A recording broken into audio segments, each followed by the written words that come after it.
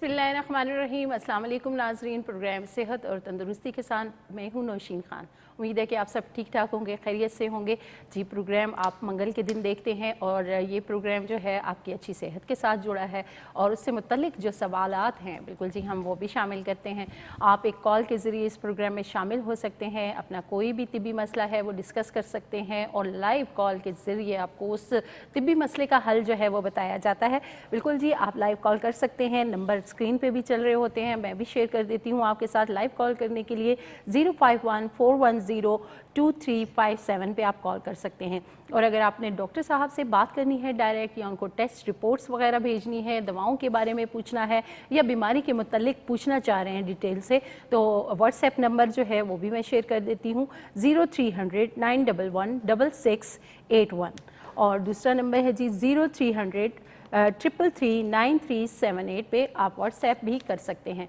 बिल्कुल जी, आज छोटे मोटे जिस तरह हम मसाइल जो हैं तिब्बी मसाइल उनका हम हल जानने की कोशिश करते हैं मुख्तलिफ प्रोग्राम्स में, लेकिन ये जो प्रोग्राम है क्योंकि रमज़ान जो है करीब आ रहा है और काफ़ी सारे लोग जो हैं जो रोज़ा एक इबादत है और हर मुसलमान जो है इसे अदा करना चाह रहा होता है, लेकिन बाज़ औक़ात कुछ ऐसी वजूहात होती हैं, कुछ तिब्बी मसाइल होते हैं जिनकी वजह से आप ये इबादत मुश्किल से कर पाते हैं या फिर आपके लिए ये इबादत करना नामुमकिन हो जाता है।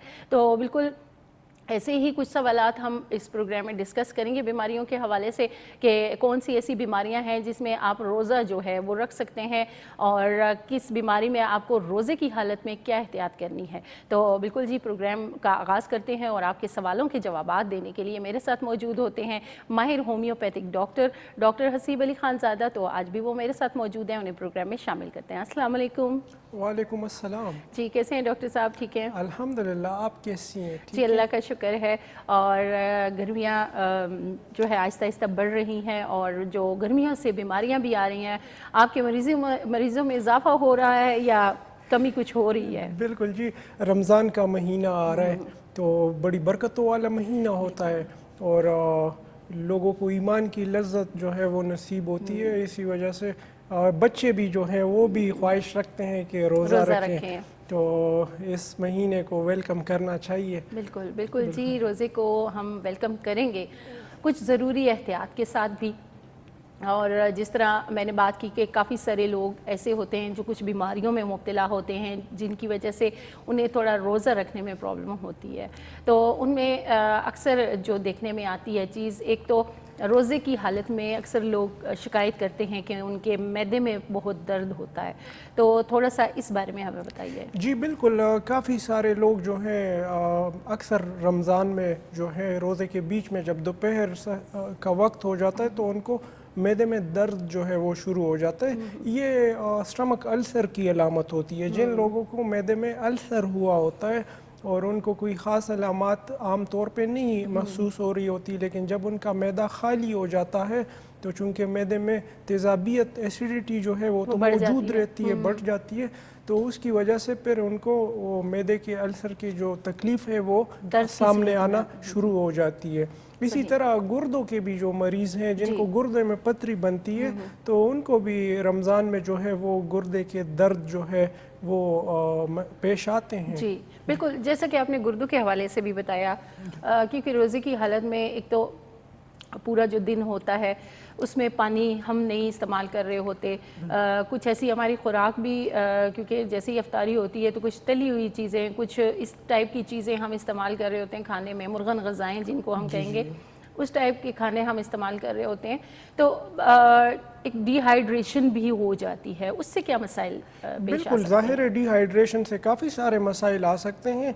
जैसे कि मैंने गुर्दों के हवाले से बताया ना, अगर किसी को गुर्दों में पथरी बन रही है या गुर्दों में ज़ख्म है, उनके लिए तो पानी ज़ाहिर पीना बिल्कुल उनको तो पानी पीना ज़रूरी होता है। वैसे तो रोज़े जो है, रोज़ा रखना, फास्टिंग जो है ये तो सेहत के लिए बेहतर है। इससे सेहत जिस्म में काफ़ी सारी बीमारियां जो है वो ख़त्म होती है। आजकल तो गैर मुस्लिम भी जो है वो भी रोज़ा रखने की प्रैक्टिस जो है वो कर रहे होते हैं, ख्वाह वो ईसाई हो या जो हमारे पड़ोस मुल्क में है उधर भी ये प्रैक्टिस बहुत ज़्यादा हो गई है। उनके एक योगा का हिस्सा भी अभी हो गया है कि फास्ट रखा जाता है। बिल्कुल, क्योंकि ये सेहत के लिए बहुत अच्छी चीज़ है। इससे کافی سارے امراض جو ہے وہ ختم ہو جاتے ہیں. لیکن لوگ ایسے بھی ہوتے ہیں جن کو پرابلمز ہوتی ہے, جیسے جو ظاہر ہے پہلے سے گردوں کے مریض ہوتے ہیں, جس طرح گردے کی پتھریوں کے حوالے سے ہم بات کریں, یا پھر بعض مریض ایسے ہوتے ہیں جو بڑے کرٹیکل سچویشن میں ہوتے ہیں, جیسے کہ گردے فیل ہو جانا اور پھر وہ لائسس پہ آ جاتے ہیں, تو اس صورت میں کیا وہ روزہ رکھ سکتے ہیں؟ نہیں, ڈائلیسس کے جو مریض ہیں وہ جو روزے ہیں وہ نہیں رکھ سکتے. اس کی وجہ یہ ہے کہ ان کو ہائیڈریٹ رکھنے کی ضرورت ہوتی ہے, اپنے آپ کو ہائیڈریشن کی ضرورت ہوتی ہے. تو اگر وہ روزہ رکھیں گے تو وہ مزید ڈی ہائیڈریشن کی طرف جائیں گے اور ان کا کریٹینین جو ہے وہ بڑھتا رہے گا اور ان کے تکلیفیں بڑھتی رہیں گی, ان کے جسم میں سوجن آتی رہے گی. تو اگر ان کو پھر اسپتال پہنچانا پڑا تو اس سے بہتر ہے کہ روزہ نہ ہی رکھے ڈائلیسس کے مریض جو گردے واش کروا رہے ہوتے ہیں, یا جو سی کے ڈی کے بھی مریض ہیں جن کے گردے کچھ حد تک فیل ہو چکے ہوتے ہیں, یا سی آر ایف کے جو مریض ہیں جن کا کریٹینین 5 سے اوپر چل رہا ہوتا ہے, جن کا جی ایف آر جو ہے وہ کم ہوتا ہے, تو ان کے لیے بھی روزے جو ہے وہ خطرناک ثابت ہو سکتے ہیں اور ایمرجنسی کی سچویشن ان کے لیے بن سکتی ہے. بالکل, تو ایسے مریض جو ہیں وہ روزہ جو ہے اس کا جو ہدیہ ہوتا ہے وہ ادا کر دیا کریں, یا پھر جب آپ اپنی طبیعت میں بہتری محسوس کر رہے ہیں تو تب آپ وہ روزہ رکھ سکتے ہیں. دیکھیں جی, اللہ تعالیٰ نے ہمارے دین کو آسان کیا ہے. قرآن مجید میں سورہ بقرہ کی آیت نمبر 180 غالباً, اس میں اللہ نے فرمایا ہے کہ جو مریض ہیں جو سفر میں ہیں ان کے لیے استثناء ہے, ان کے لیے ایگزمپشن موجود ہے,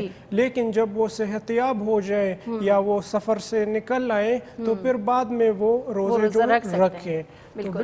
بالکل جی. اور ایک کالر ہمارے ساتھ موجود ہیں, کال لیتے ہیں. السلام علیکم. ہیلو, السلام علیکم. وعلیکم السلام جی, کون بات کر رہے ہیں؟ میں سمین گل راولپنڈی سے بات کر رہا ہوں. جی, تھوڑا سا اونچا بولیے گا, ہمارے تک آواز بہت کم پہنچ رہی ہے آپ کی. ہاں جی, میں نے کہا میں سمین گل راولپنڈی سے بات کر رہا ہوں. جی, کیا کہنا چاہیں گے؟ میں ڈاکٹر صاحب سے میں نے بات کرنی تھی. میری والدہ کو نا جگر کا پرابلم ہے. جی, کیا پرابلم ہے ان کے جگر میں؟ ان کے جگر میں ڈاکٹر صاحب رسولیاں بنی ہوئی ہیں, ان کا جگر بالکل بھی جو چیز بھی وہ کھاتی ہیں نا ان کو الٹی ہو جاتی ہے. اور ان کو کبھی ہیپیٹائٹس کی ہسٹری تو نہیں ہوئی یا یرقان کی؟ جی بالکل, وہ پہلے ابھی ہم نے ادھر ایم ایچ میں چیک کروایا تو ان کو یرقان ہو کر ختم ہو گیا نا, تو ابھی اس کے جو ہے نا اثرات اندر باقی رہ گئے, تو ڈاکٹر نے کہا ہے کہ ان کے جگر میں نا بہت سی رسولیاں وغیرہ بنی ہوئی ہیں. ٹھیک ہو گیا, یہ اس پہ میں بات بھی کرتا ہوں اور آپ کو سجیشن بھی دوں گا. ٹھیک ہے جی, بہت شکریہ کال کے لیے. آپ پروگرام دیکھتے رہیے, ڈاکٹر صاحب جواب دیتے ہیں. تو ان کی والدہ کو لیور میں جس طرح یہ بتا رہے ہیں کہ دانے نکلے ہیں یا گلٹی, ہم سکلیروسس کہتے ہیں, لیور سکلیروسس. ٹھیک ہے, بالکل, یہ تب ہوتا ہے جب پیشنٹ کی یرقان اس کو ہو جائے. ٹھیک ہے, یا کوئی ایچ سی وی کی ہسٹری اس کی ہو. ٹھیک ہے, یا کوئی بہت زیادہ تیز ادویات جو ہے جیسے کہ 1 گرام 2 گرام اینٹی بایوٹک جو ہوتی ہیں اس کی وجہ سے بھی لیور افیکٹ ہو جاتا ہے. تو یہ بالکل قابل علاج ہے. ٹھیک ہے, ایلوپیتھک سائیڈ میں اس کا علاج نہیں ہے. ٹھیک ہے, بلکہ ایلوپیتھک کی جتنی بھی دوائیاں ہیں, ایک پیراسیٹامول بھی ایسے پیشنٹ کے لیے خطرناک ثابت ہو سکتا ہے, کیونکہ اس کا لیور جو ہے, جگر جو ہے وہ آلریڈی کمپرومائزڈ ہے. تو ہومیوپیتھک میں بڑی زبردست دوائیاں ہیں, یہ بالکل ٹھیک ہو جائیں گی, لیکن ان کو چاہیے کہ ایک ایلفٹیز کروائیں. ٹھیک ہے, فریش لیور فنکشن ٹیسٹ. ٹھیک ہے, اور جو الٹرا ساؤنڈ یا سی ٹی اسکین ہوا ہے اس کی رپورٹس مجھے واٹس ایپ پہ بھیج دیں. لیکن دوائی میں ان کو بتا دوں گا تاکہ یہ استعمال کر لیں. تب تک دوائی کا نام ہے چلیڈونیم. بالکل, چلیڈونیم جو ہے یہ فیل جگر کو بھی ریوائیو کر سکتی ہے. ٹھیک ہے, چلیڈونیم انہوں نے 3x طاقت میں استعمال کرنی ہے, نہار پیٹ 10 قطرے. تو انشاءاللہ ان کے علامات بھی ختم ہوتے جائیں گے اور ان کا لیور فنکشن بھی بہتر ہوتا جائے گا. بالکل جی, دوا کا نام ڈاکٹر صاحب نے بتا دیا ہے, آپ نے استعمال کرنی ہے. ڈاکٹر صاحب یہ کتنے ٹائم لینی ہے؟ یہ تو 2-3 ٹائم ان کو لینی چاہیے. ٹھیک ہے, آپ نے دن میں 2-3 دفعہ یہ ضرور استعمال کرنی ہے. اور جو ٹیسٹ ڈاکٹر صاحب نے بتائے ہیں وہ آپ نے لازمی کروا کے واٹس ایپ نمبر پہ سینڈ کر دینے ہیں. اس کے بعد مزید جو ٹریٹمنٹ ہے, جو میڈیسنز ہیں وہ ڈاکٹر صاحب بتائیں گے آپ کو. ٹھیک ہے, یہ جو مسئلہ ہے نا, یہ بعض اوقات हॉस्पिटल इंड्यूस्ड भी होता है, ठीक है, या डॉक्टर या मेडिकेशन इंड्यूस्ड भी होता है। ठीक है। इससे ये मुराद है कि अगर मरीज़ की कोई फ़र्ज़ करें मरीज़ किसी फ़र्ज़ करें करोना का शिकार हो गया, ठीक है, तो करोना की हालत में जो उसको तेज़ दवाइयाँ चलती है, जो आईवीज़ के ज़रिए जो ड्रिपें लगती हैं, वो करोना को तो ठीक कर देती है, लेकिन लिवर पे परमानेंट असरात जो है वो छोड़ जाती हैं। बिल्कुल, जिगर पे भी असरात होते हैं और बाज़ औक़ात मेडिसिन के किडनीज़ पे बहुत ज़्यादा असरात होते हैं, ऐसी एंटीबायोटिक्स जो इस्तेमाल की जाती हैं। मैदा, जिगर और गुर्दे, बिल्कुल, ये मेडिकेशन की वजह से ही आजकल ख़राब हो रहे हैं लोगों की। बिल्कुल, हम इस पे भी बात करेंगे। कॉलर हमारे साथ मौजूद हैं, कॉल लेते हैं। अस्सलाम वालेकुम। वालेकुम अस्सलाम जी, कौन बात कर रहे हैं? जी, मोहम्मद इस्लाम बोल रहा हूँ रावलपिंडी से। जी जी, क्या कहना चाहेंगे? जी, मेरा बेटा है तो डॉक्टर साहब से दवाई की थी, तो कल भी मैं गया था डॉक्टर साहब के पास, उन्होंने फिर कल दवाई दी थी, लेकिन वो दवाई इन्होंने कहा था कि हद की ज़रूरत इस्तेमाल करें, लेकिन वो एक दिन में इस्तेमाल होगी, लेकिन उसका उसी तरह जो है ना राइट साइड पे और ये राइट साइड को मुंह टेढ़ा होके ना फंस जाता है और फिर दोबारा ठीक हो जाता है। अच्छा, अभी मेडिसिन कब शुरू किए आपने? ये सर जी आपको 15 दिन हो गए, वो दवाई पहले खा रहे हैं तो वो ब्लड प्रेशर तो कंट्रोल है, ठीक है, ठीक लेकिन है। कल मैं आपके ऑफिस आपके दफ्तर में आया था और फिर आप लोगों ने थोड़ी सी दवाई दी थी, वो गोलियां 4 गोलियां लेनी है, ठीक है, वो भी खत्म हो गई, लेकिन उसी तरह आ रहे हैं। ठीक है, आप हमारे व्हाट्सएप नंबर पर रब्ता कीजिएगा, अपने बच्चे का कार्ड नंबर सेंड कर दे तो हम आपका केस देख लेंगे, ठीक है। जी बहुत शुक्रिया कॉल के लिए।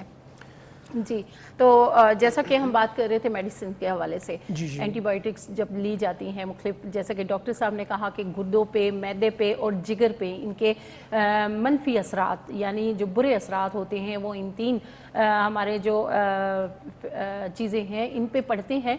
तो डॉक्टर साहब थोड़ा सा इस चीज़ पे भी बताइए कि किस हद तक जो है ये जो मेडिकेशन घरों के अंदर की जाती है, जैसे आम सर दर्द में भी लोग जो है वो पेन किलर लेना शुरू हो जाते हैं, या टांग में दर्द हो गया तो जी दिन में 2-2, 3-3 गोलियां इकट्ठी लेना शुरू हो जाते हैं। इससे कितना मतलब ये हमारे जैसे गुर्दे इफेक्ट होते हैं, जिगर होता है, मैदा होता है, ये कितनी खतरनाक साबित हो सकती है? ये बहुत ज़्यादा ख़तरनाक साबित हो सकती है, ठीक है। जिस तरह मैं पहले भी बताता रहा हूँ, अगर आप एक पैरासिटामोल भी लेते हैं, उसके बाद आप एलिफ्टीज करें अपने, तो उसमें पता चलता है बाकायदा कि लिवर इफेक्ट हुआ है, ठीक है। या अगर आप कोई नींदावर दवाई लेते हैं तो सुबह जब आप यूरिन करते हैं पेशाब में ठीक ठाक जलन होती है, वो जलन इस बात की अलामत है कि उस गोली की वजह से प्रॉब्लम क्रिएट हुई है। या अगर आप एंटीबायोटिक का कोर्स लें तो उसके बाद मरीज को बाकायदा महसूस होता है, उनको गुर्दों में भारीपन महसूस होता है, पेशाब में जलन महसूस होती है, क्योंकि उस दवाई ने गुर्दों और लिवर से ही गुजर के काम करना है। तो लिवर और गुर्दे बड़े सेंसिटिव होते हैं, खासकर खसूसन लिवर जो है, लिवर बहुत सेंसिटिव ऑर्गन है।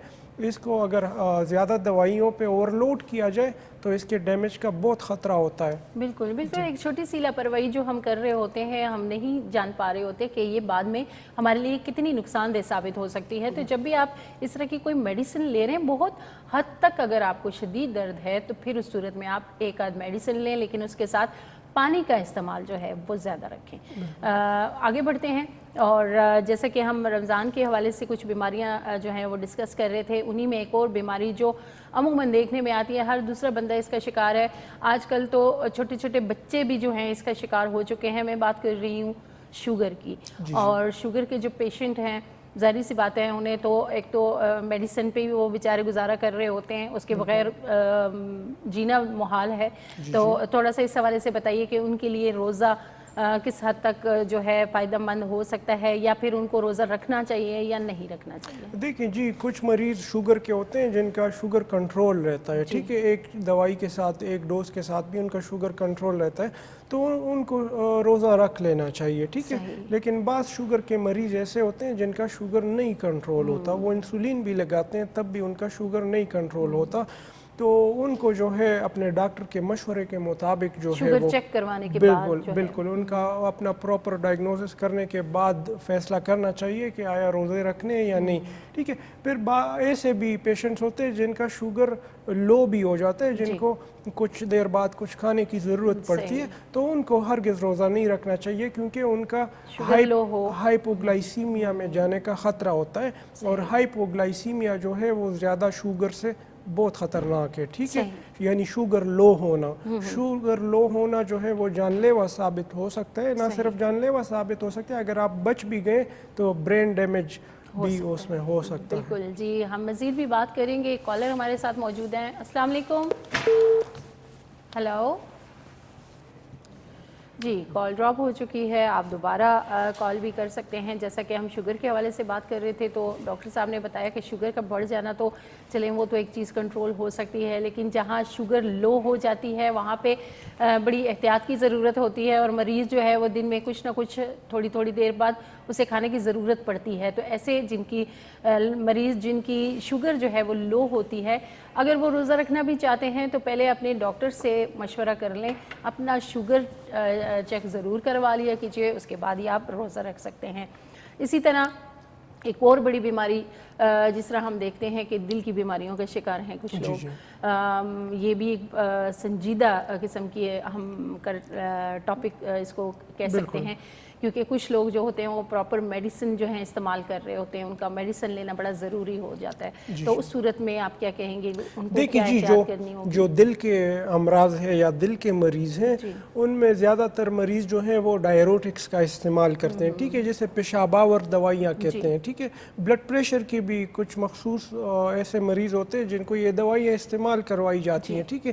تو وہ جو پیشاب آور دوائی ہے وہ آپ کے جسم سے سوڈیم کو خارج کرتی ہے, آپ کے جسم کو ڈی ہائیڈریٹ کرتی ہے.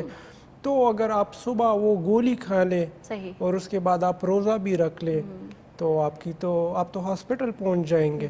ٹھیک ہے. تو ڈاکٹر کے مشورے کے مطابق جو ہے رکھنا چاہیے. عام طور پہ جو بلڈ پریشر کے مریض ہیں ان کو روزہ رکھ لینا چاہیے. صحیح, ہم اس پہ بات کریں گے. کالر ہمارے ساتھ موجود ہیں. السلام علیکم. السلام علیکم جی. وعلیکم السلام جی, کون بات کر رہے ہیں؟ طارق بول رہا ہوں جی, علی پور سے. جی طارق صاحب, کیا کہنا چاہیں گے؟ جی ڈاکٹر صاحب سے ایک بات کرنی ہے جی, مشورہ پوچھنا ہے. جی کہ میرا بیٹا ہے بڑا, جی ان کا پہلے ان کو تکلیف کوئی بھی نہیں ہوئی نا, جی کوئی تکلیف ان کو نہیں ہوئی اس وجہ سے, تو وہ ابھی بی پی کی وجہ سے ڈاکٹر صاحب کے پاس گئے چیک کروانے کے لیے. ٹھیک ہے. تو ڈاکٹر صاحب انہوں نے کہا ہے کہ اس کا ایک گردہ 6% کام کر رہا ہے. ٹھیک ہو گیا. اس کو بچپن میں ٹائیفائڈ ہوا تھا تو اس کی وجہ سے یہ تکلیف اس کو ہوئی ہے. دوسرے گردے میں چھوٹی پتھری ہے, وہ نیچے کی طرف ہے, وہ نقصان, وہ کہتے ہیں جی نقصان نہیں ہے اس کا. ٹھیک ہو گیا. تو آپ سر کوئی مشورہ دیں یا آپ کو کاغذ بھیج دیں ہم.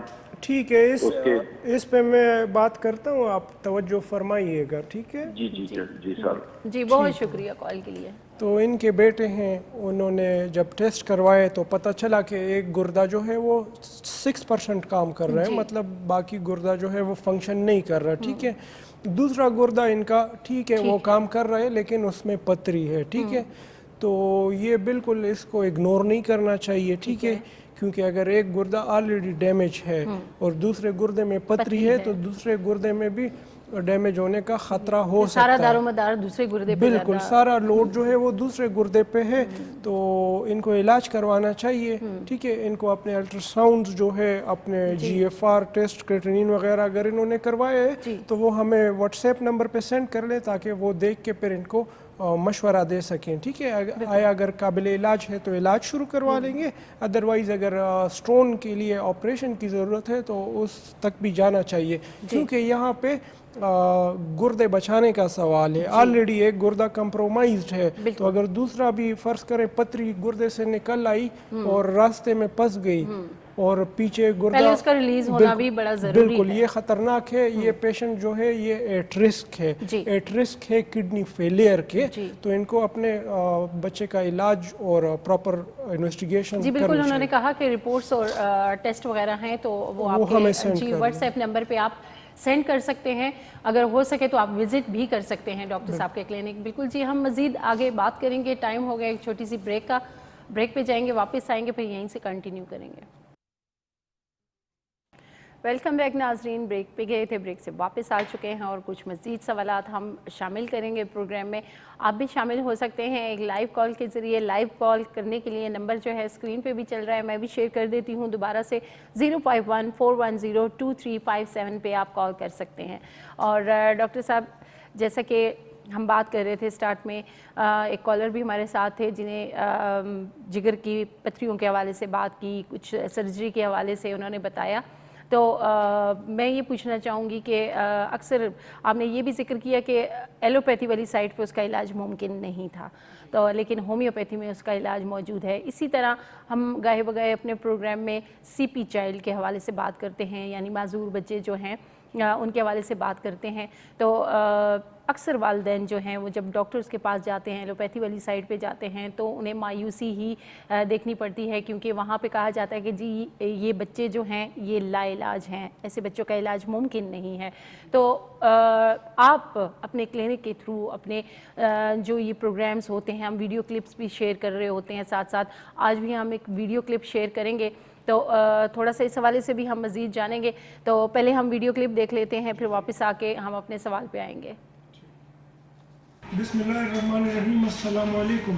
آج پھر ہمارے ساتھ ایک سی پی چائلڈ موجود ہے, سارے موقاس, جس کی عمر جو ہے وہ تقریباً 4 سال ہے. تو 4 سال کی عمر میں یہ ہمارے پاس آیا, ہری پور سے آئے ہیں. تو یہ چل نہیں سکتا تھا, سی پی چائلڈ تھا, اسکل سائز بھی کم تھا, اور پیدائش کے بعد وقت پہ نہ رونے کی وجہ سے یہ معذوری میں چلا گیا تھا اور ڈیلے مائل اسٹون میں تھا. فٹس وغیرہ تو نہیں ہے نا اس کو؟ نہیں, اس کے بعد نہیں ہے. ٹھیک ہے. تو فٹس کی بھی اس کی ہسٹری تھی, اور اسپیچ بھی امپیئرڈ تھا, آئیز میں تھوڑا اسکوینٹ بھی ہے, واکنگ نہیں تھی. تو ابھی ماشاءاللہ 2 ماہ اس نے دوائی استعمال کی ہے, تو 2 ماہ میں الحمدللہ اس نے ابھی چلنا شروع کیا ہے. تو اس کے والدین نے بھی کافی اس میں امپرومنٹ نوٹس کی ہے, تو ان سے بھی ہم جانیں گے کہ انہوں نے کیا نوٹس کیا ہے. آ جاؤ سارے, آ جاؤ, شاباش, آ جاؤ, زبردست, آ جاؤ, آ جاؤ. ٹھیک ہو گیا. تو سارم کے والد بھی ہمارے ساتھ موجود ہیں. آپ اپنا نام بتائیں. میرا نام وقاص ہے, حاجی پور سے ہوں میں. ٹھیک ہے. آپ کا بیٹا ہے؟ بیٹھے, آپ بیٹھے. اچھا, سارم کے بارے میں بتائیں نا, کیا آپ نے اس میں نوٹس کیا؟ یہ چل سکتا تھا؟ اس کے فٹس کا مطلب, یہ جب برتھ ہوئی تھی اس کی نا, تو اس کو فٹس کا مسئلہ تھا. ٹھیک ہے. یہ ہاسپٹلائز تھا مطلب 6-7 دن پہلے. اس کے بعد اس کی مطلب اسپیچ کا بھی پرابلم تھا. ٹھیک ہے. اور چلنے میں بھی پرابلم تھا. ٹھیک ہے. تو ہم نے آپ کا دیکھا تھا K2TV سے. اچھا. آپ کے پاس آئے تھے تقریباً 2 ماہ پہلے. ٹھیک ہو گیا. تو اس سے میڈیسن لی ہیں, تو ماشاءاللہ کافی امپرومنٹ ہے. ٹھیک ہے. آپ ایکسپیکٹ کر رہے تھے اتنی امپرومنٹ 2 مہینے میں؟ اتنی جلدی تو نہیں کر رہے تھے. ٹھیک ہو گیا ماشاءاللہ. پر سر بہت ابھی 2 ماہ میں چلنا شروع کر دیا. چلنا سٹارٹ کر دیا. 2 مہینے پہلے تو یہ نہیں چل سکتا تھا نا. نہیں, پکڑ کے چلتا تھا. ٹھیک ہے. اب یہ ہے جو اگر نہ بغیر سپورٹ کے وہ چلتا ہے. ٹھیک ہو گیا. تو بعض بچے جو ہوتے ہیں وہ بڑی ڈراسٹک امپرومنٹ شو کرتے ہیں کچھ ہی عرصے کے علاج میں نا. جس طرح ہم بتاتے ہیں کہ 2 ماہ بعد جب ہم پیشنٹ کو بلواتے ہیں دوبارہ چیک اپ کے لیے, تو وہ پیشنٹ خود اپنے پیروں پہ بغیر سپورٹ کے واک کر کے جو ہے آ جاتا ہے. لیکن بعض پیشنٹس ایسے بھی جو ہوتے ہیں سی پی کے, جن کی عمر زیادہ ہو جاتی ہے, جن میں فٹس آتے ہیں, جو خاص کر کے اسپاسٹک سی پی ہوتے ہیں, جن کا جسم اکڑا ہوا ہوتا ہے, وہ تھوڑے سلو امپرومنٹ کی طرف جاتے ہیں. ان کی ٹریٹمنٹ لمبی چلتی ہے. لیکن اس طرح کے جو سی پی چائلڈ ہے, جن میں کوئی کرنٹ فٹس نہیں ہوتے, کنولجنز نہیں ہوتی, اسپاسٹسٹی نہیں ہوتی, وہ بہت جلدی جو ہے ریکوری کی طرف آ جاتے ہیں, اور 2-3 ماہ میں وہ بالکل نارمل بچوں کی طرح. تو ابھی اسپیچ بھی اس کی بہتری کی طرف جا رہی ہے. اسپیچ کا کچھ ہے پر بہتر. ٹھیک ہو گیا. آپ کچھ کہنا چاہیں گی آف کیمرہ؟ آف کیمرہ ماشاءاللہ بہت امپرومنٹ ہے میرے بیٹے میں. ٹھیک ہے. چلنے میں بھی اور اسپیچ میں بھی فرق ہے, فرق ہے. ٹھیک ہو گیا.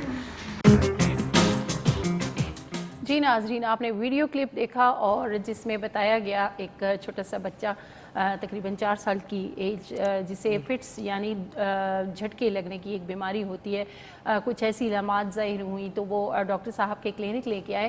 تو ماشاءاللہ سے وہ بچہ چل بھی نہیں پا رہا تھا بغیر سپورٹ کے, لیکن آج جب علاج کے بعد دیکھا گیا تو ماشاءاللہ سے کافی امپرومنٹ آئی اور وہ چلنا سٹارٹ بھی کیا, اس نے بولنا بھی, اسپیچ اس کی تھوڑی سیٹ ہوئی. اور تھوڑا سا میں یہی پوچھنا چاہ رہی تھی ڈاکٹر صاحب کہ جیسا کہ ایلوپیتھی والی سائٹ پہ ایسے بچوں کو لاعلاج قرار دے دیا جاتا ہے اور والدین جو ہیں وہ مایوسی کا شکار ہو جاتے ہیں, تو ایسے والدین کے لیے امید کی ایک کرن ہے یہ آپ جہاں کلینک پہ علاج کرتے ہیں, تو تھوڑا سا اس حوالے سے والدین کو کیا کہنا چاہیں گے آپ؟ والدین کو یہی کہنا چاہوں گا کہ ان نیورولوجسٹ کی باتوں میں نہ آئے, ٹھیک ہے. کوئی بھی نیورولوجسٹ آپ کو کبھی نہیں کہے گا, ٹھیک ہے, وہ اس کی 30-40 سال کی پڑھائی ہوتی ہے, ٹھیک ہے, وہ آپ کو کہتا ہے کہ اس کا علاج نہیں ہے, اس کا امریکہ میں علاج بھی نہیں ہے, لیکن وہ آپ کو کبھی بھی نہیں کہے گا کہ کوئی الٹرنیٹیو ٹریٹمنٹ جس کا نام ہومیوپیتھی ہے وہاں پہ اس کا علاج, کبھی بھی وہ نہیں کہے گا. یہ کہ اس کی وجہ یہ ہے کہ وہ اپنے ایجوکیشن کو, اپنے ایکسپیرینس کو ایٹ سٹیک رکھ کے یہ بات کہے گا, ٹھیک ہے. تو وجہ اس کی یہی ہے کہ نیورولوجسٹ مایوس کر دیتے, حالانکہ ایسا نہیں ہے. ہومیوپیتھک میں ایسے بچوں کا علاج موجود ہے, اور یہی وجہ ہے کہ ہم اویئرنیس کے لیے یہ ویڈیوز بنا کے ان کے پیرنٹس سے انٹرویو لے کے وہ لوگوں کے ساتھ شیئر کرتے ہیں, ٹھیک ہے, تاکہ لوگوں میں اویئرنیس ہو, لوگوں میں مایوسی ختم ہو جائے. پچھلے دنوں ایک پیشنٹ آیا, اس کی والدہ بھی ساتھ آئی تھی.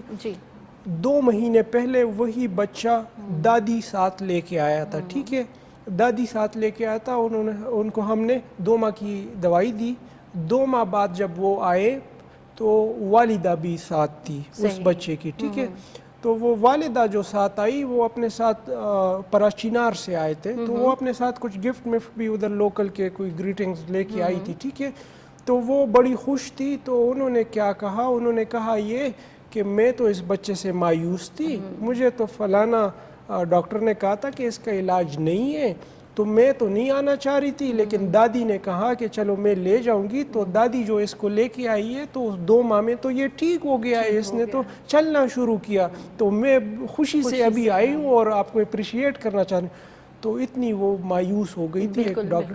ظاہر ہے ڈاکٹر کی طرف لوگوں کی ہوتی ہے نا کہ ڈاکٹر کیا کہتا ہے, بالکل امید ہوتی ہے, ایک بڑی امید لے کے ایسے بچوں کے والدین جاتے ہیں کہ شاید ہمارا بچہ جو ہے وہ ٹھیک ہو جائے گا.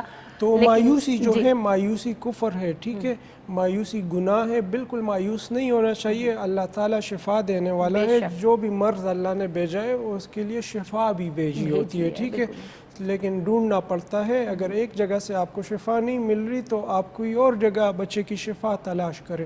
لیکن ہومیوپیتھک طریقے علاج میں بالکل ایسے بچوں کو شفا مل رہی ہے. اور بھی سینکڑوں ویڈیوز ہیں جو ہم روزانہ کی بنیاد پہ ریکارڈ کرتے ہیں, ٹھیک ہے, لیکن ٹائم چونکہ اتنا نہیں ہوتا, شیئر زیادہ نہیں کر سکتے, روزانہ ایک ویڈیو شیئر کر لیتے ہیں. لیکن بہت سارے بچے, ہزاروں کی تعداد میں بچے ہمارے پریکٹس کے دوران الحمدللہ ٹھیک ہو رہے ہیں, اور چلنا پھرنا, اسپیچ. اسی طرح آٹزم کے بہت سارے کیسز ہمارے پاس موجود ہیں. وہ بچے جو ہائپر ایکٹیو ہوتے ہیں, جو ہر وقت جو ہے بے چین رہتے ہیں, آٹزم کے اتنے سارے کیسز الحمدللہ ہمارے پاس ٹھیک ہوئے ہیں. اور باقاعدہ ڈاکٹرز کے بچے آتے ہیں علاج کروانے, ٹھیک ہے. ایک آٹزم کا پیشنٹ ہے ہمارے پاس, ان کی والدہ CMH میں بڑی پوسٹ پہ ہے, ڈاکٹر ہے, سینئر ڈاکٹر ہے, لیکن چونکہ ان کو پتہ ہے کہ ہمارے ٹریٹمنٹ میں تو علاج نہیں ہے, لیکن ہومیوپیتھک میں علاج ہے, تو وہ خود اپنے بچے کو تو اس علاج کی طرف لے کے آتے ہیں, لیکن دوسرے کے بچے کو یہ کبھی نہیں کہتے کہ آپ اس طرف چلے جائیں, ادھر آپ کا علاج موجود ہے. بالکل جی. اور ویڈیو کلپ شیئر کرنے کا مقصد ہی یہی ہے کہ ہومیوپیتھی میں ایسے بچوں کا علاج موجود ہے. تو خدارہ جتنے بھی والدین ہیں, اگر ان کے گھروں میں خدا نخواستہ ایسے بچے ہیں تو وقت ضائع کیے بغیر آپ آج ہی ہومیوپیتھک علاج کی طرف آئیے, تاکہ آپ اپنے بچوں کی جو زندگی ہے وہ بہتر بنا سکیں. صرف CP چائلڈ بھی نہیں, دیکھیں پتے کی پتریاں ہیں, ٹھیک ہے, پتے کی پتری کا علاج ان کے پاس نہیں ہے, وہ پتا اتار دیتے ہیں, آپریٹ کروا دیتے ہیں, حالانکہ اس طرف علاج موجود ہے. اسی طرح الرجیز, خواہ وہ فوڈ الرجی ہے, خواہ وہ پولن الرجی ہے, خواہ وہ ڈسٹ الرجی ہے, خواہ وہ پروٹین, گلوٹین, سیلیک, ہر قسم کی الرجی کا علاج یہاں پہ موجود ہے ہومیوپیتھک میڈیسنز میں. لیکن وہاں پہ علاج ہی نہیں ہے, وہاں وہ صرف ویکسین وہ ہوتی ہے جس کا کچھ ٹائم جو ہے وہ بیماری کو دبا دیتی ہے, اور اس کے بعد پھر وہی علامات, وہی تکلیف شروع ہو جاتی ہے. تو جیسے کہ ڈاکٹر صاحب نے کہا کہ الرجیز جو آج کل ہم دیکھ رہے ہیں کہ پولن الرجی جو ہے وہ پیک پہ ہے اور کافی سارے مریض جو ہیں وہ پریشان ہو کے رہ جاتے ہیں کہ جی ہمیں دواؤں سے آرام نہیں ہو رہا. تو میں ان کو بھی کہنا چاہوں گی کہ ہومیوپیتھی میں ان کا علاج موجود ہے. آپ رابطہ کر سکتے ہیں لائیو کال کے ذریعے, آپ اپنی علامات بتا سکتے ہیں, اس کے بعد ڈاکٹر صاحب آپ کو میڈیسن بھی بتا سکتے ہیں کہ آپ نے کون سی میڈیسن کس الرجی کے لیے استعمال کرنی ہے. تو جیسا کہ ہم سی بی چائلڈ کے حوالے سے بات کر رہے تھے, ویڈیو میں بھی انہوں نے بتایا کہ جی بچے کو فٹس پڑتے ہیں یعنی جھٹکے لگتے ہیں. بعض اوقات بچوں کو تھوڑا کم ایج میں اس طرح کے پرابلمز دیکھنے میں آتے ہیں بچوں میں کہ ان کو جھٹکے لگتے ہیں.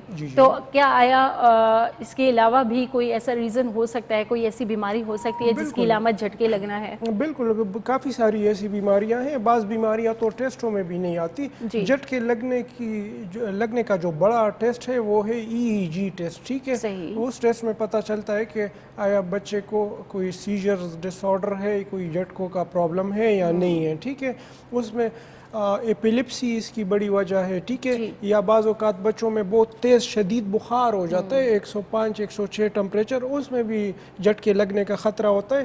اسی طرح برین ٹیومر میں بھی جو ہے وہ جھٹکے لگنے کا خطرہ ہوتا ہے. اسی طرح شوگر اگر بہت زیادہ ہو جائے یا بہت زیادہ کم ہو جائے اس میں بھی جھٹکے لگنے کا خطرہ ہوتا ہے. اسی طرح فالج کے مریض جو ہوتے ہیں, کسی کو فالج ہو جائے تو اس دوران بھی جھٹکے لگنے کا خطرہ ہوتا ہے. اسی طرح اور بھی کافی سارے وجوہات ہو سکتے ہیں. جو لیور ڈیزیز ہے, لیور ڈیزیز میں بھی بعض اوقات برین ڈیمیج ہو جاتا ہے پھر جس میں جھٹکے لگنے کا خطرہ ہو سکتا ہے. بالکل, اگر ایسی کوئی علامات آپ محسوس کرتے ہیں یا کچھ تو آپ پھر ہومیوپیتھی والی سائٹ پہ ہیں. اس کا علاج میڈیسن سے جو ہے وہ کامیاب علاج موجود ہے. بالکل جی, دیکھیں ابھی آج کل تو لوگوں میں شعور آ گیا ہے اور لوگ ایجوکیٹ ہو گئے ہیں اور لوگوں کو یہ پتہ چل گیا ہے کہ ہومیوپیتھک میں ہمارے بیماریوں کا حل موجود ہے, اور وہ بھی ایسا حل کہ بغیر نقصان کے, بغیر ضرر کے. ٹھیک ہے, تو ہومیوپیتھک دوائیوں کا, میڈیسن کا مستقبل ہے. Homeopathic is the future of medicine. India میں بڑے بڑے ہاسپٹلز بن گئے. انڈیا میں گورنمنٹ ہومیوپیتھی کو باقاعدہ سپانسر کرتی ہے, سپورٹ کرتی ہے. ہمارے پاکستان میں کیا ہے, ہم خود کرتے ہیں سارا جو ہے. بالکل. خیر جی, ایک اور کالر ہمارے ساتھ موجود ہے. السلام علیکم. وعلیکم السلام. جی, کون بات کر رہے ہیں؟ ڈاکٹر شہزادہ صاحب سے بات کرا دیجیے. جی جی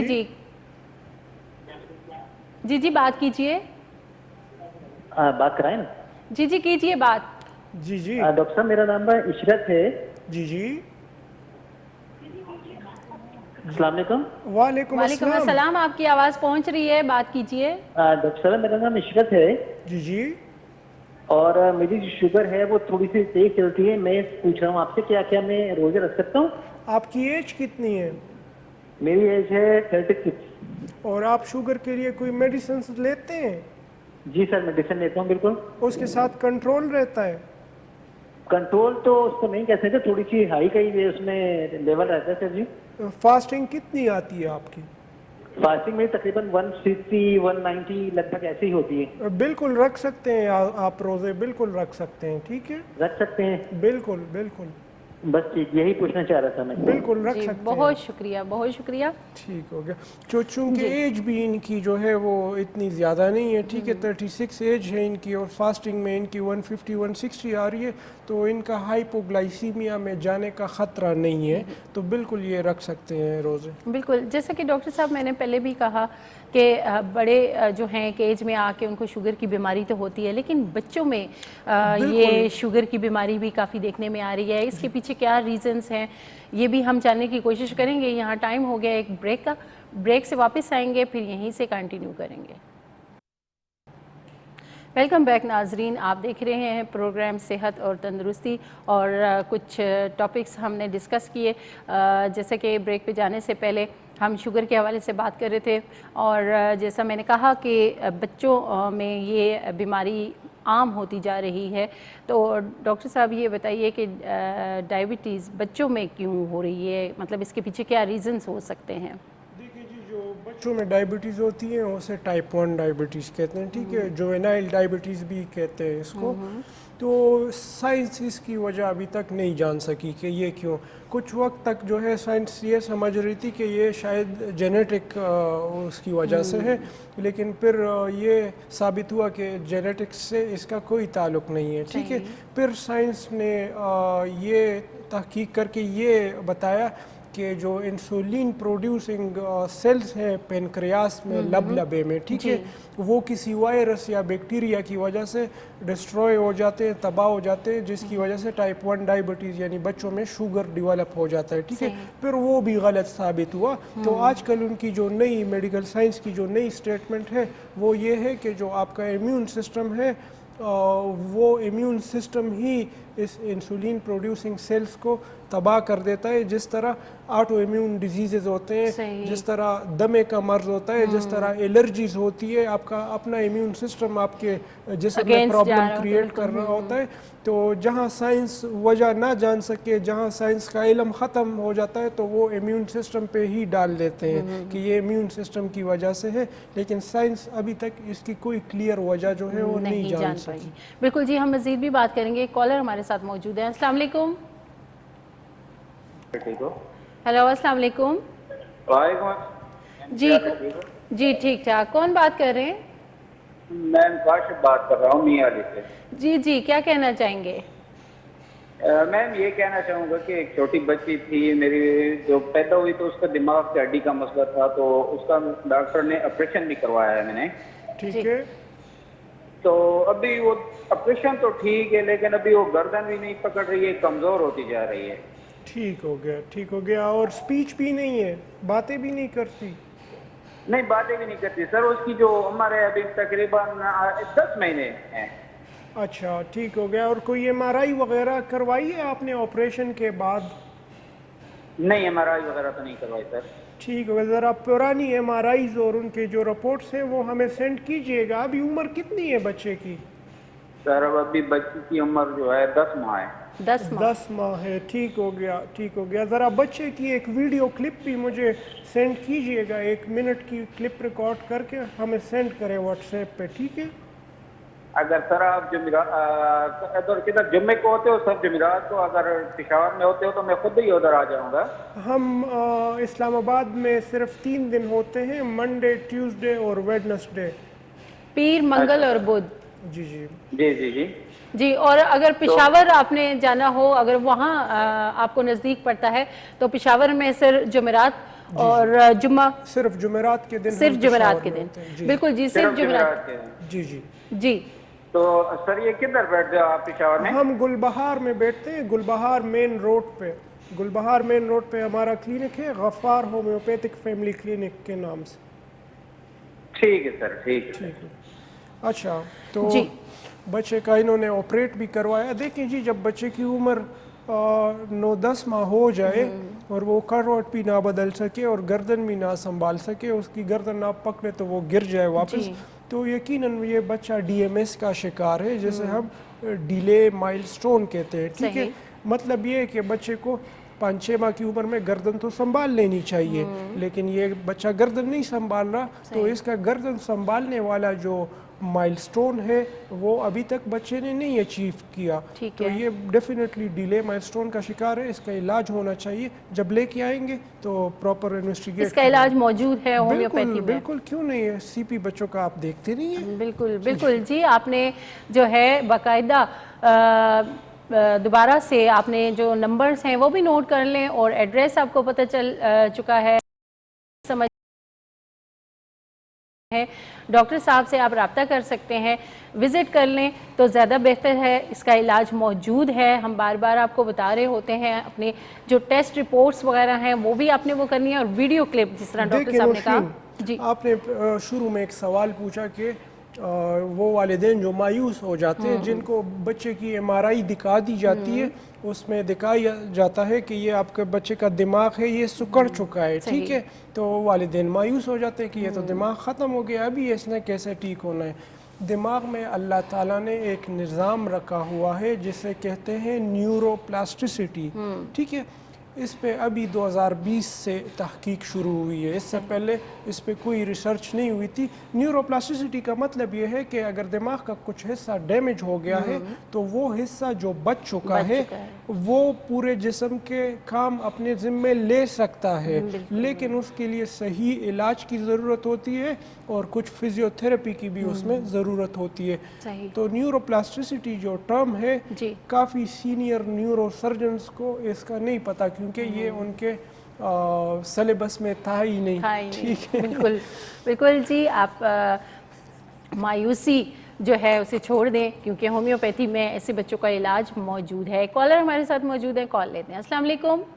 السلام علیکم جی۔ وعلیکم السلام جی، کون بات کر رہے ہیں؟ میں میڈم اقتباس سے بول رہا ہوں، ولی محمد۔ جی جی، کیا کہنا چاہیں گے؟ ڈاکٹر صاحب سے پوچھنا ہے کہ میرے یہ پیٹ کی جو دائیں سائڈ ہے پسلیوں کے نیچے، جی جی، یہاں پہ اکثر درد رہتا ہے نا، تو پیٹ میں اگر کھانا چانا اگر تھوڑا بہت کھا لوں تو مجھے یہ محسوس ہوتا ہے کہ یہ غبارے کی طرف کھل گیا ہے نا۔ ٹھیک ہے، پہلے کبھی آپ کو ٹائیفائڈ ہوا ہے پہلے؟ نہیں سر، ٹائیفائڈ نہیں ہوا۔ ٹھیک ہو گیا، اور کوئی جلن وغیرہ تو نہیں محسوس کرتے پیٹ میں؟ آپ ویسے ڈکار شکار آتی رہتی ہے، جلن کبھی کبھار ہوتی ہے، ویسے میں رائزک وغیرہ استعمال کرتا ہوں تو اس سے ٹھیک ہو جاتی ہے؟ ٹھیک ہو گیا، ہاں اس سے تھوڑی بہتر ہو جاتی ہے، لیکن جو درد ہے یہ مسلسل رہتا ہے رائٹ سائڈ پہ، رائٹ سائڈ پہ۔ ٹھیک ہو گیا، میں آپ کو دوائی کا نام بتاؤں گا، یہ استعمال کریں، انشاءاللہ ٹھیک ہو جائیں گے۔ ٹھیک جی، بہت شکریہ کال کے لیے۔ تو رائٹ سائڈ میں ان کو نیچے ایبڈومن میں درد ہوتا ہے، ٹھیک ہے، تو ساتھ میں یہ انہوں نے بتایا کہ کوئی دوائی بھی استعمال کرتے ہیں، ٹھیک ہے۔ تو ڈائسکوریا دوائی ہے، ڈائسکوریا، بالکل ڈائسکوریا انہوں نے 30 پوٹنسی میں لینی ہے اور 5 قطرے صبح شام لیں، انشاءاللہ ان کی تکلیف ختم ہو جائے گی۔ صحیح، بالکل جی، دوا کا نام ڈاکٹر صاحب نے بتا دیا ہے، آپ نے اسی طریقے سے استعمال کرنی ہے جس طرح ڈاکٹر صاحب نے آپ کو بتا دیا ہے، انشاءاللہ ضرور افاقہ ہوگا۔ تو خیر، جس طرح بچوں کے حوالے سے بات ہو رہی تھی تو ایک اور کالر تھے جنہوں نے ہمیں بتایا کہ جی ان کے بچے کو بچپن میں ٹائیفائڈ ہوا تھا، جس کے بعد ابھی جا کے پتہ چلا کہ اس کا گردہ جو ہے وہ 6% کام کر رہا ہے۔ تو جن بچوں کو ٹائیفائڈ ہوتا ہے، بڑا بخار جسے ہم کہتے ہیں، تو اس صورت میں یہ جو بچوں کو ہو رہا ہوتا ہے، اس میں کیا کڈنیز متاثر ہو سکتے ہیں اس ایج میں آ کے؟ یہ آپ نے بڑا زبردست سوال پوچھا۔ ٹائیفائڈ کی وجہ سے کڈنیز نہیں اتنے متاثر ہو سکتے، لیکن جو ٹائیفائڈ کے لیے جو میڈیسنز کا کورس دیا جاتا ہے، جو ہیوی قسم کی دوائیاں دی جاتی ہے، ان دوائیوں کی وجہ سے گردے خراب ہو سکتے ہیں، ٹھیک ہے۔ ٹائیفائڈ سے بذات خود گردے نہیں ڈیمیج ہو سکتے، ٹائیفائڈ سے آپ کے آنتوں میں پرابلم آ سکتی ہے، آپ کو ڈائجیشن کی پرابلمز آ سکتی ہے، لانگ ٹرم جو چلتی ہے، ٹھیک ہے، لیکن گردے آپ کے ٹائیفائڈ کی دوائیوں کی وجہ سے ڈیمیج ہو سکتے ہیں۔ دیکھیں جی، آج میں پڑھ رہا تھا جو امریکن میڈیکل ایسوسیشن ہے، انہوں نے اپنا ایک جرنل جو ہے وہ ریلیز کیا، انہوں نے ڈکلیئر کیا کہ امریکہ میں چوتھی وجہ اموات کی جو ہے وہ ڈاکٹرز کی دوائیاں ہیں، ٹھیک ہے، سب سے بڑی وجہوں میں چوتھی وجہ جو ہے وہ ادویات ہیں، ٹھیک ہے۔ پھر انہوں نے مزید لکھا کہ ڈاکٹر کا غلط تشخیص ہے اور ڈاکٹروں کا مریض کو بلا وجہ غیر ضروری دوائیاں استعمال کر رہے ہیں۔ تو چوتھی بڑی وجہ جو ہے اموات کی وہ دوائیاں اور غلط ڈائگنوزز، اور یہی اینٹی بایوٹک اور ہیوی قسم کی دوائیاں ہیں۔ بالکل، یہ بڑی اچھی بات آپ نے کی، کیونکہ سٹارٹ میں بھی ہم یہی بات کر رہے تھے، اس پہ مزید بھی بات کریں گے۔ ایک کالر ہمارے ساتھ موجود ہے، کال لیتے ہیں۔ السلام علیکم۔ ہلو، السلام علیکم۔ وعلیکم السلام جی، کون بات کر رہی ہیں؟ میں راولپنڈی سے سمیرا بات کر رہی ہوں۔ جی جی، کیا کہنا چاہیں گی؟ میم میرے نا اسٹمک کا مسئلہ ہے نا، مجھے معدے کی بیماری ہے تقریباً 6-7 سال سے۔ میں نے بہت زیادہ علاج کروائے ہیں، میں نے جو ہے نا ہومیوپیتھک دوائیاں بھی بہت زیادہ کھائی ہیں، ایلوپیتھک بھی دوائیاں کھائی ہیں، تو ٹیسٹ کروائے ہیں، تو پہلی دفعہ ٹیسٹ کروائے ہیں تو اس میں مجھے جو ہے نا معدے کا السر بتایا تھا ڈاکٹر نے۔ اچھا، تو معدے کے السر سے میں ہائی پوٹینسی کی دوائیاں کھا کے میں اب اتنا برا کنڈیشن ہو گئی ہے نا، ہر وقت میرے معدے میں جلن رہتی ہے، مجھے درد رہتا ہے، پیٹ میرا پھلا پھلا رہتا ہے، مطلب کوئی بھی چیز کھاؤں نا تو تاکہ پانی بھی پی لوں وہ بھی مجھے جا کے زخموں میں لگتا ہے. صحیح. تو ڈاکٹرز نے مجھے پرہیز بھی بتایا دیا کہ میں مرچیں وغیرہ والا سالن نہیں کھا رہی ہوں, لیکن پھر بھی مجھے بہت زیادہ اہم تکلیف ہوتی ہے. پلیز ڈاکٹر صاحب سے کائنڈلی پوچھ کے بتائیے کہ میں پرہیز کیا کیا کروں, اور میں مطلب بات کروانا چاہتی ہوں ڈاکٹر صاحب سے, تو میں کس طرح سے پہنچوں ان تک. ٹھیک ہے, آپ ابھی توجہ فرمائیے گا. ٹھیک ہے, پروگرام دیکھتے رہیں, ڈاکٹر صاحب جواب دیتے ہیں. اچھا, تو معدے کا ان کو السر بنا ہے اور 6 سال سے ہے.